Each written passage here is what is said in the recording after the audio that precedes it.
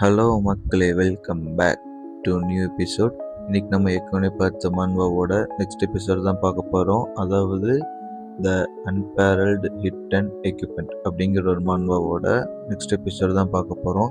ஏற்கனவே போட்டிருக்கிற எபிசோடை பார்க்காதவங்க கீழே டிஸ்கிரிப்ஷனில் லிங்க் தரேன், போய் பார்த்துட்டு வந்துடுங்க.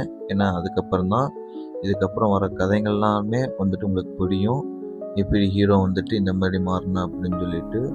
தென் நான் வந்துட்டு ஒரு கேட்கணும்னு நினச்சிருந்தேன், நீங்கள் கீழே கமெண்ட் பண்ணுங்கள். என்னென்னா, ப்ரோ எதனால் ப்ரோ இந்த மாதிரி புது மன்வா ஸ்டார்ட் பண்ணியிருக்கீங்க அப்படின்னு சொல்லிட்டு கேட்டிங்கன்னா, எதுக்கு நம்ம பழைய மன்வாவை டிஸ்கண்டினியூ பண்ணிவிட்டு மறுக்கான் ஸ்டார்டிங்லேருந்து கண்டினியூ பண்ணலாம் அப்படின்னு சொல்லிட்டு ஐடியா பண்ணேன். என்னென்னா, ஒரு புது மன்வாவை ஸ்டார்ட் பண்ணிடலாம், இத்தனை ரொம்ப நாள் கழித்து மன்வா போடுறோம்ல, ஸோ புது மன்வாவை ஸ்டார்ட் பண்ணிடலாம்னு சொல்லிட்டு தான் நான் வந்துட்டு புது மன்வாவை சூஸ் பண்ணியிருக்கேன். இல்லை ப்ரோ நீங்கள் வந்துட்டு பழைய மன்வாவும் போடுங்க அப்படின்னு சொல்லி சொன்னீங்கன்னா ஓகே, அதையும் போடலாம். ஏன்னா நான் வந்துட்டு லாஸ்ட் வீடியோலேயே சொல்லியிருப்பேன், லாஸ்ட் வீடியோனா கடைசியாக போட்ட வீடியோவில் சொல்லியிருப்பேன், இந்த மாதிரி வந்துட்டு நான் 2 வீடியோ போடலான்னு ஐடியாவில் இருக்கேன், 2 to 3 வீடியோஸ் போடலான்னு சொல்லிட்டு ஐடியாவில் இருக்கேன். அதை பொறுத்து நீங்கள் சொல்லுங்கள், போட்டுக்கலாம் அப்படின்னு சொல்லிட்டு நான் சொல்லியிருந்தேன். ஸோ அதை நீங்கள் கமெண்ட் பண்ணுங்கள் கைஸ், ஓகேவா? ஸோ லாஸ்ட் வீடியோ இதோடு இருப்போம். ஹீரோ வந்துட்டு ஒரு கிளாஸ் சூஸ் பண்ணியிருப்பான், 33 சென்டிமீட்டர் கொண்டு இந்த சிந்தசைசர் அப்படின்னு சொல்லிட்டு ஒரு கிளாஸ் கிரியேட் பண்ணியிருப்பான். ஸோ அதுலேருந்து என்ன நடந்துன்னு சொல்லிட்டு இந்த வீடியோவில் பார்க்கலாம். So welcome back to fantasy films of commentary.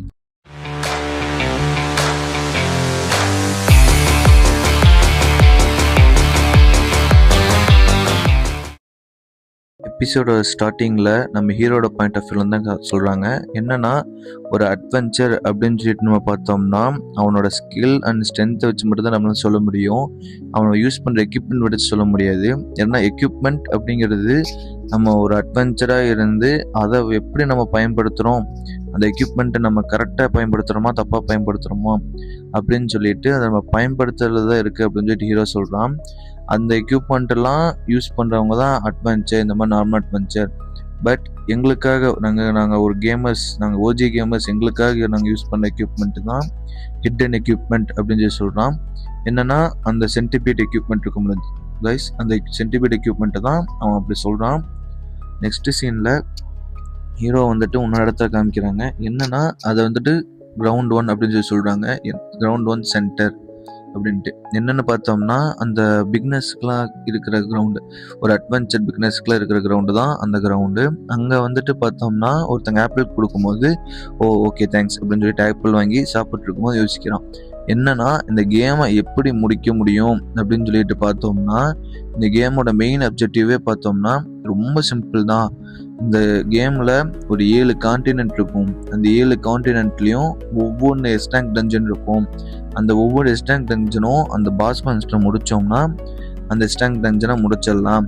So அதை முடிக்கிறதுக்கு இப்போ என் பிளான் அப்படின்னு சொல்லும்போது, மெயினாக நான் ஃபஸ்ட்டு அந்த பாஸ் மான்ஸ்டர் முடிக்கணும்னா நான் பவர் அப் ஆகணும், நான் ஸ்ட்ராங் ஆகணும், லெவல் அப் ஆகணும் அப்படின்னு சொல்லிட்டு போவான். இப்படி போகும்போது இருக்கிற அட்வென்ச்சருக்கு தகுந்த கிராம் அது போக முடியும், அந்த சம்மந்தப்பட்ட ரேங்க்கில் மட்டும்தான் போக முடியும்.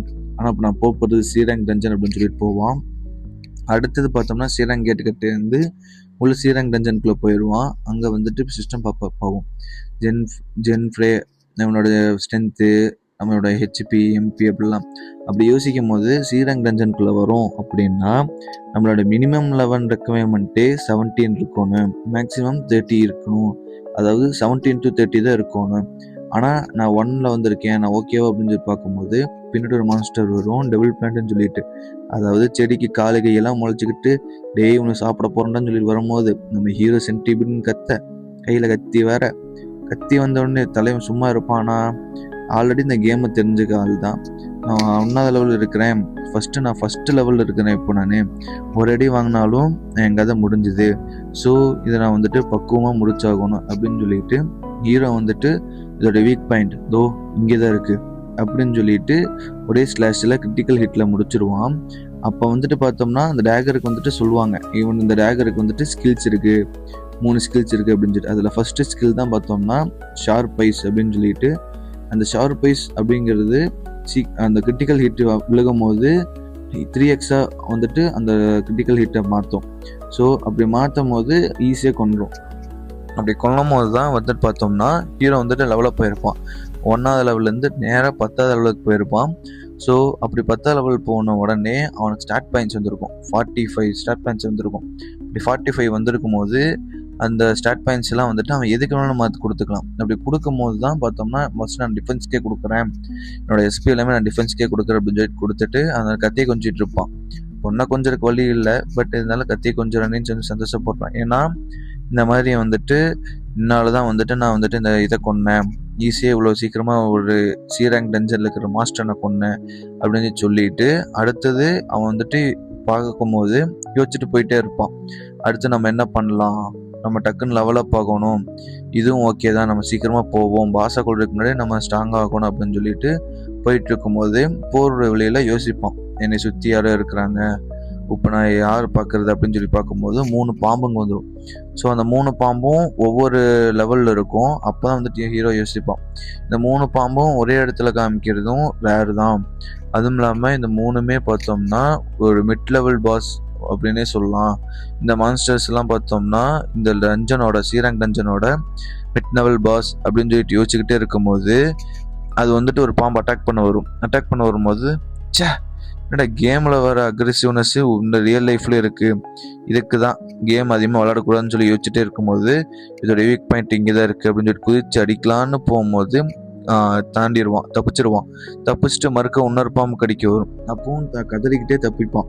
அப்புறம் இந்த வீக் பாயிண்ட் இங்கே இருக்குன்னு சொல்லிட்டு அடிக்கலான்னு போகும்போது அப்போ வந்துட்டு இன்னொரு பாம்பு வந்துட்டு தடுக்கும். நீ வந்துட்டு அந்த பாம்புக்காக நீ குறுக்கால் வந்து அடி வாங்க போறிய அப்படின்னு சொல்லி அடி வாங்க போறியான்னு சொல்லிட்டு பேசும்போது ஹீரோ வந்துட்டு அந்த பாம்பு கடிச்சிரும். ஸோ கடிக்கும் போது கீழே அந்த பாம்பை வெட்டிட்டு கீழே போய் விழுந்துடுவான் ஒரு மரத்துக்கிட்ட. ஸோ மரத்துக்கிட்ட விழுகும் போது இவனோட ஹெச்பி பார்த்தோம்னா 8க்கு வந்துடும். டோட்டல் ஹெச்பியே 170 தான் இருக்கும். ஸோ அப்படி பார்க்கும்போது 8க்கு வந்துடும். ஆனால் இது வந்துட்டு நான் நினச்சது மாதிரி தான் நடந்திருக்கு. அந்த 45 எஸ்பியும் பார்த்தோம்னா நான் டிஃபென்ஸுக்கு போட்டங்காட்டி எனக்கு ரொம்ப யூஸ்ஃபுல்லாக இருக்குது அப்படின்னு யோசிப்பான். ஆனால் என்ன பண்ணுறது, ஹெச்பி கம்மியாக இருக்கும்போது சிரிப்பான். என்னென்னு பார்த்தோம்னா நான் நினச்சது என்னோடய கண்டிஷன்ஸ் வந்துட்டு மீட் ஆயிடுச்சு அப்படின்னு யோசிப்பான். சிஸ்டம் வந்து பாப்பப் ஆகும், நீங்கள் வந்துட்டு செர்டன் அமௌண்ட் ஆஃப் கண்டிஷன்ஸ் வந்துட்டு நீங்கள் மீட் பண்ணிட்டீங்க, உங்களுக்கு வந்துட்டு செகண்ட்ஸ்க்கு அன்லாக் ஆகுது அப்படின்னு சொன்ன உடனே அந்த 2 பாம்பையும் ஒரே செகண்டில் கொண்டுட்டு வந்துடுறான். என்னென்னு பார்த்தோம்னா குயிக்னஸ் அப்படின்னு சொல்லிட்டு ஒரு பேசிவ் ஸ்கில் அன்லாக் ஆகிருக்குது. ஸோ அந்த குயிக்னஸ் பார்த்தோம்னா ஒரு ஸ்பீடுக்கு உண்டான ஸ்கில்லுன்னு சொல்லலாம், பேசிவ் ஸ்கில். அதுக்கு வந்துட்டு இந்த மாதிரி எம்பியில் தேவைப்படாது.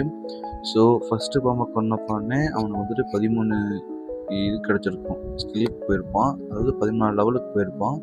நெக்ஸ்ட்டு இந்த 2 பாம்பை கொண்ட உடனே ஒரு பாம்புக்கு 2 லெவலில் போயிருக்கும். ஸோ 17 அப்படின்னு சொல்லி டெவலப் ஆகிருப்பான். நிறையா பிளேஸ் பார்த்தோம்னா என்ன வச்சுருப்பாங்கன்னா இந்த மாதிரி ஹையர் இன்ஜுரி ஆகிடணுமே நம்ம ரெக்கவரியில் தான் கான்சன்ட்ரேட் பண்ணணும் அப்படின்னு சொல்லிட்டு ரெக்கவரிக்கு போயிருப்பான். ஆனால் அதை நான் பண்ண மாட்டேன், அந்த மாதிரி என்னோடய எஜிலிட்டி இவ்வளோ இன்க்ரீஸ் ஆனதுக்காக நான் அதை வேஸ்ட் பண்ண மாட்டேன், இந்த எஜிலிட்டி இவ்வளோ இருக்குதுன்னா அதை நான் ரெக்கவரி ஆக விடாமல் ரெக்கவரி ஆகட்டும், ஆனால் இப்போ இன்க்ரீஸ் ஆனதுக்கு 50 தான் போயிடும் அப்படின்னு சொல்லிட்டு போயிட்டுருப்பான். பாஸ் மாஸ்டர் கொள்றதுக்காக போயிட்டுருக்க வழியில் நிறையா மாஸ்டர்ஸ் வரும்.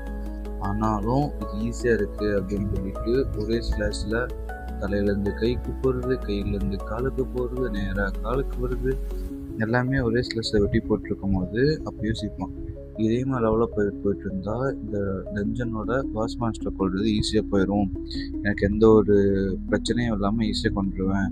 ஆனால் அதுக்கு முன்னாடி வந்துட்டு எனக்கு ஒரு ஐட்டம் வேணும், அந்த ஐட்டத்தை வந்துட்டு நான் யூஸ் பண்ணணும், ஆனால் அந்த ஐட்டத்துக்கு இத்தனை பொருட்கள் வேணும் அப்படின்னு சொல்லிட்டு தண்ணி, அப்புறம் ஒரு ஒயின் வேணும், ஒயின்ங்கிறது ஒரு வேறு மாதிரி கொடி மாதிரி அது வேணும், அசடிக் பெரின்னு சொல்லிட்டு ஒன்று வேணும், கேட்டர்பில்லரு, ஸ்கெலிட்டனு, அப்புறம் ஒரு ஜெல்லி லீஃபு, பிளட்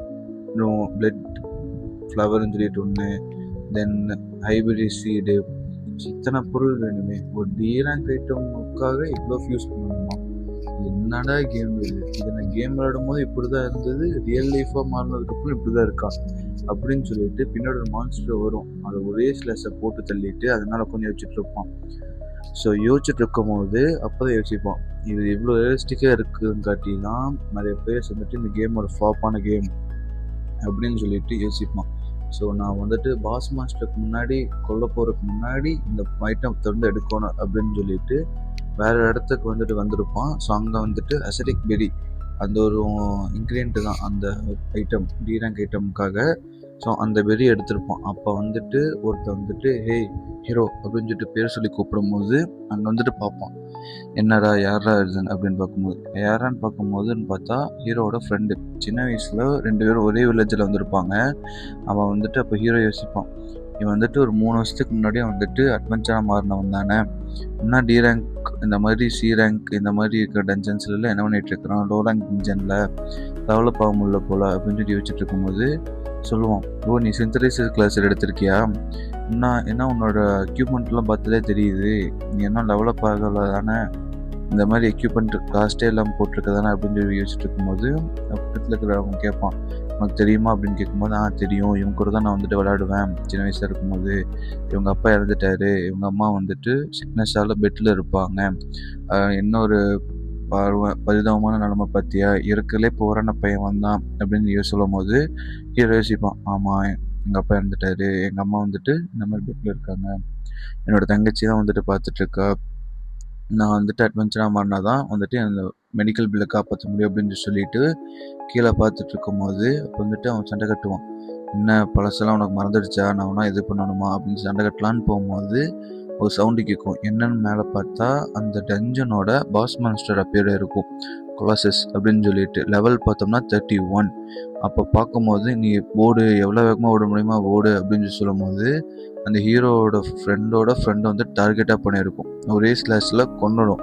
அப்படி கொன்னதுக்கப்புறம் ஹீரோ வந்துட்டு சொல்லுவான், இது இப்போது வந்துட்டு இது என்ன டார்கெட் பண்ணிருச்சு, என்னோடய டிஃப்ரென்ஸ் வந்துட்டு இது லெவலுக்கும் என்னோடய லெவலுக்கும் டிஃப்ரென்ஸ் ரொம்ப அதிகம், என்னால் இப்போ ஓடவே முடியாது, இது டேமேஜ் பண்ணுறது இம்பாசிபிள், அதோட இப்போ இது என்ன டார்கெட் பண்ணிருச்சு அப்படின்னு சொல்லிட்டு சொல்லும்போது சிஸ்டம் பாப்பா போகும், உங்களை வந்துட்டு இந்த கொலசிஸ் டார்கெட் பண்ணிருச்சு, ஒன்னே மான்ஸ்டர் கட்டு உங்களால் தப்பிக்க முடியாது, நீங்கள் சண்டை போட்டே ஆகணும்னு சொல்லும்போது ஹீரோ வந்துட்டு எனக்கு வேறு சாய்ஸே இல்லை, இப்போ நான் சண்டை போட்டு தான் ஆகணும்னு சொல்லிட்டு இந்த டேகர் எடுப்பான். டேகர் எடுத்து ஸ்லாஷ் பண்ணலான்னு போகும்போது அந்த மான்ஸ்டர் வந்துட்டு அடிக்க வரும். அடித்த உடனே அவன் டாட்ஜ் பண்ணிடுவான். என்னென்னா அந்த குயிக்னஸ், அது அவனோட ஸ்பீடு வந்துட்டு இப்போ இன்க்ரீஸ் இருக்கும்ல, ஸோ அதனால் ஹீரோ வந்துட்டு யோசிப்போம், இப்போ என்னோட ஸ்பீடு வந்துட்டு ப்ராப்ளம் இல்லை, டேமேஜ் தான் ப்ராப்ளம் அப்படின்னு யோசிக்கும் போது ஹீரோட ஃப்ரெண்டு உண்மையிலே இது நம்ம ஹீரோ தானா, பழைய ஹீரோ தானான்னு யோசிப்போம். ஸோ ஹீரோ வந்துட்டு நேராக அடிக்கலான்னு போகும்போது கழுத்து தான் அதோட வீக்னஸ் அப்படின்னு சொல்லிட்டு அடிக்கலான்னு போகும்போது ஸோ பை கைஸ், நம்ம நெக்ஸ்ட் வீடியோவில் பார்க்கலாம், பாய்.